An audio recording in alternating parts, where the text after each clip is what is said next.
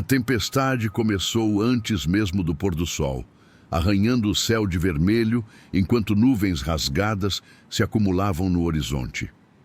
A pequena cidade de Vale Quebrado, perdida entre planícies desérticas e estradas abandonadas, sempre fora conhecida por dois motivos: o silêncio absoluto e as luzes estranhas que ocasionalmente dançavam no céu noturno.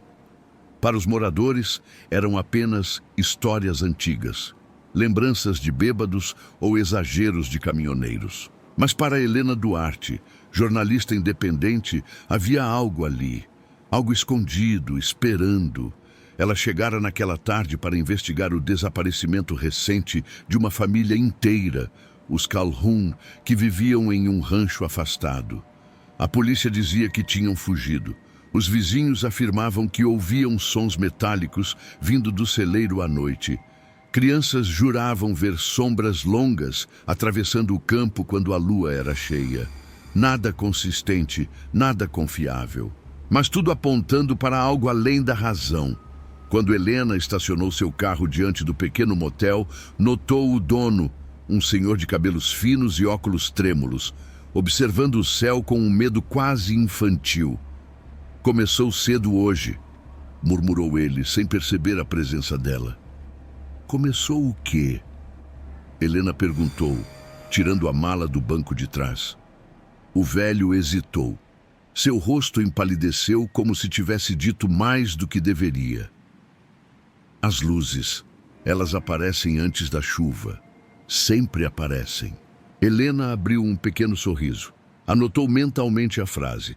Ali, cada detalhe podia ser uma pista, ou pelo menos uma boa abertura de reportagem. O quarto era simples, mas aconchegante.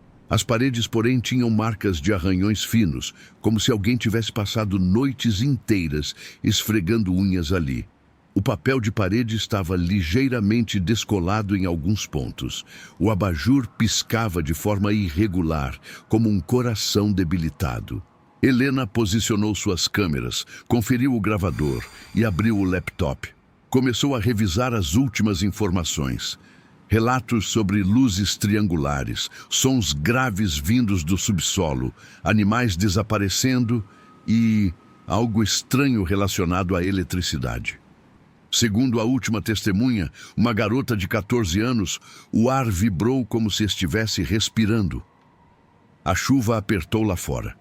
No exato momento em que Helena começou a digitar, o abajur apagou. Depois, acendeu. Depois, apagou novamente, dessa vez mantendo o quarto mergulhado numa escuridão densa. O laptop continuou ligado, mas a bateria marcava 100%. Era como se a energia do lugar tivesse sido drenada, seletivamente. Foi quando ela ouviu o som. Não era trovão, não era vento. Era um zumbido profundo, quase incompreensível, como se dezenas de cordas metálicas vibrassem debaixo da terra. Helena se levantou devagar, o coração acelerado, pegou o celular, ativou a lanterna e caminhou até a janela. O deserto estava completamente iluminado por flashes brancos que vinham de trás das colinas distantes.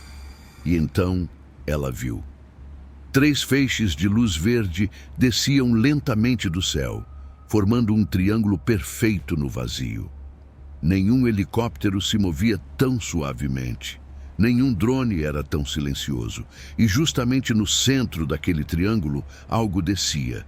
Uma silhueta alongada, escura, quase líquida.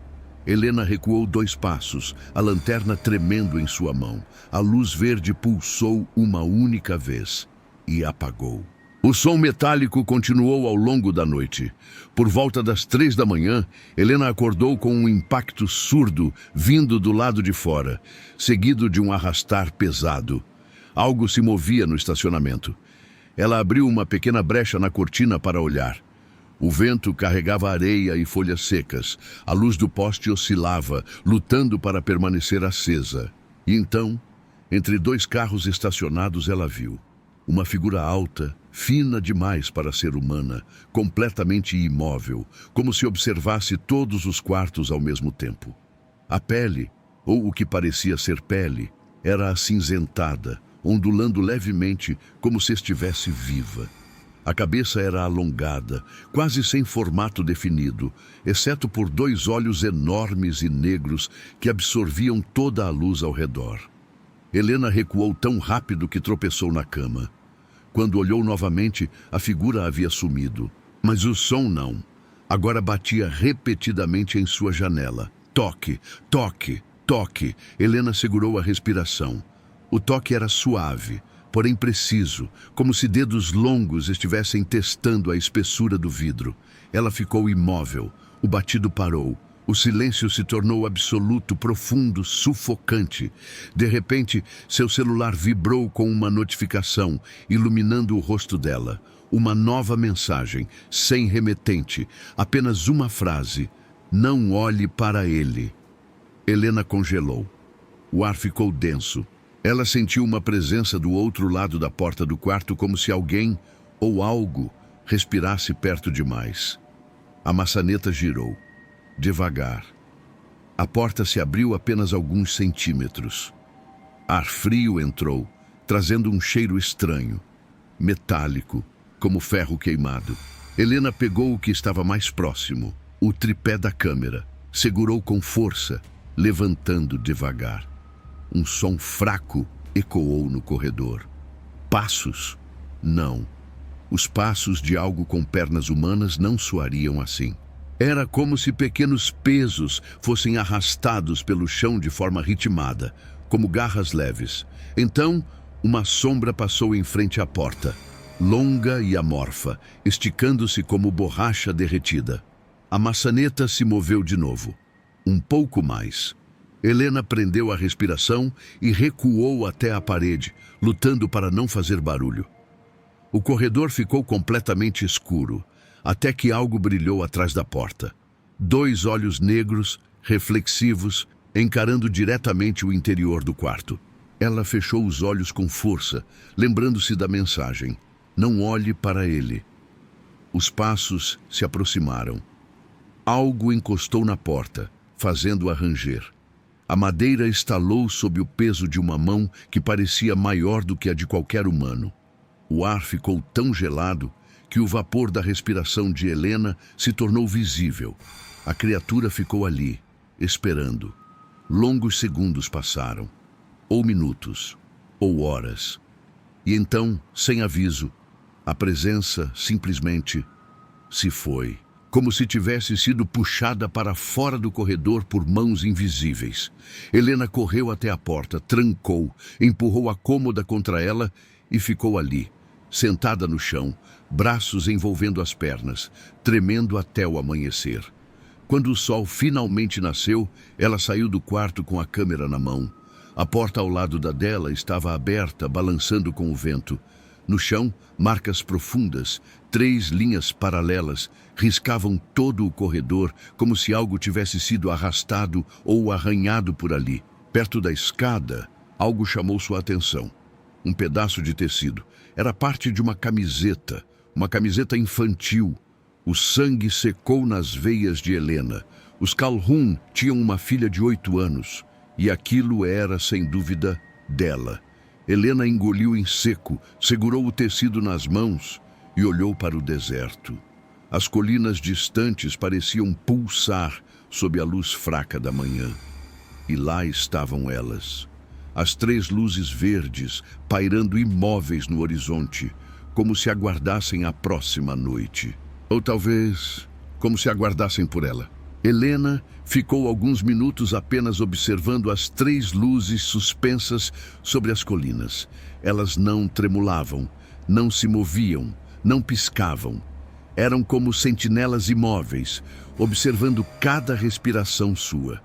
Ela sentiu, pela primeira vez desde que chegara a Vale Quebrado, que não estava ali como observadora, e sim como parte de algo que já tinha começado, muito antes de seu carro cruzar a estrada de terra. Guardou o pedaço da camiseta no bolso da jaqueta e desceu as escadas do motel. O dono estava sentado na recepção, com as mãos trêmulas, segurando um rádio velho que chiava sem parar. Ouviu de novo esta noite, não ouviu? Ele perguntou sem olhar para ela. O que exatamente? Helena respondeu, ainda tentando manter a postura de jornalista cética. Eles andando pelo telhado. Sempre começa assim. Primeiro o teto, depois as paredes, depois... Ele engoliu seco. Depois alguém some. Helena inclinou a cabeça. Você já viu? Perguntou, sem rodeios. O dono respirou fundo e finalmente ergueu o olhar. Seus olhos estavam vermelhos, fundos, cheios de olheiras. Todo mundo aqui já viu, até demais. Foi quando o rádio chiou alto, emitindo um som agudo que fez Helena cobrir os ouvidos. As luzes da recepção piscaram.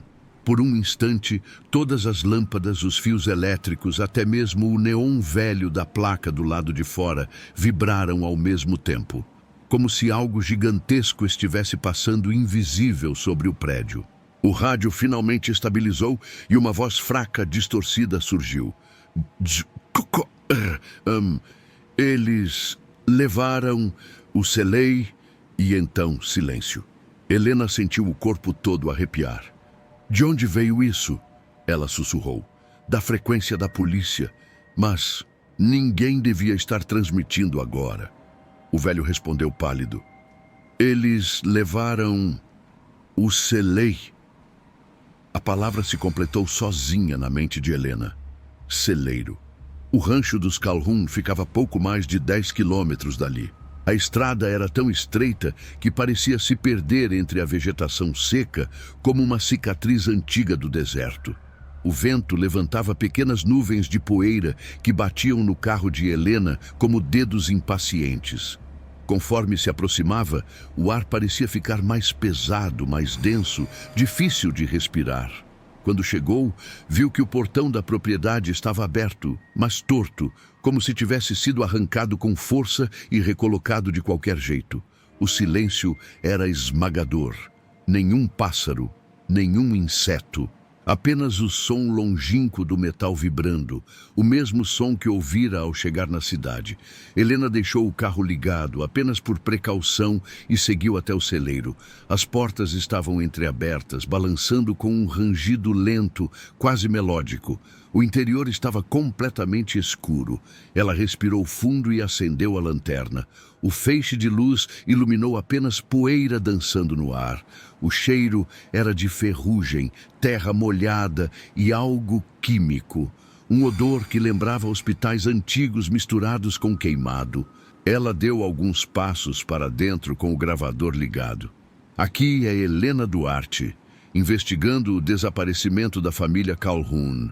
Presença de material orgânico no chão, marcas de arrasto. A lanterna capturou marcas profundas no piso de madeira, como se algo com muitos membros tivesse se movido ali, deixando ranhuras longas, paralelas e irregulares. E então, ela viu. No fundo do celeiro, uma porta estreita estava aberta, revelando uma escadaria que descia para o subsolo. Não constava em nenhum registro que o rancho tinha um porão. Era fundo demais para ser construção comum. As paredes pareciam de concreto antigo, rachado, como se tivessem sido erguidas muito antes da casa existir. Helena desceu. Cada passo ecoava, amplificado por um espaço grande demais. Quando chegou ao fim da escada, percebeu que o subsolo não era um porão, mas sim um túnel. Um túnel longo, estreito e iluminado por uma luz verde fraca que pulsava, como respiração. E um som, aquela vibração metálica, vinha de dentro dele. Helena segurou o tripé de novo, não como objeto de gravação, mas como arma improvisada. Seguiu em frente. O túnel continuou por quase 50 metros antes de se abrir numa câmara maior, circular. O teto parecia incrivelmente alto, mas a escuridão não permitia ver onde terminava. No centro da sala, havia algo que se assemelhava a uma mesa. Não, a uma plataforma. Sobre ela, pedaços de metal dobrado, fios orgânicos, componentes que brilhavam de forma irregular, como se fossem parte de máquinas vivas. Entre eles estava uma pequena mochila rosa, a mochila da filha dos Calhoun. Helena correu até o objeto, mas quando tocou nele, ouviu um som vindo das sombras mais profundas da sala. Um estalo, depois outro, depois uma série deles. Como articulações se recompondo, como ossos se realinhando, como algo acordando. Helena ergueu a lanterna, e a criatura que emergiu da escuridão não era a mesma do motel. Era muito pior.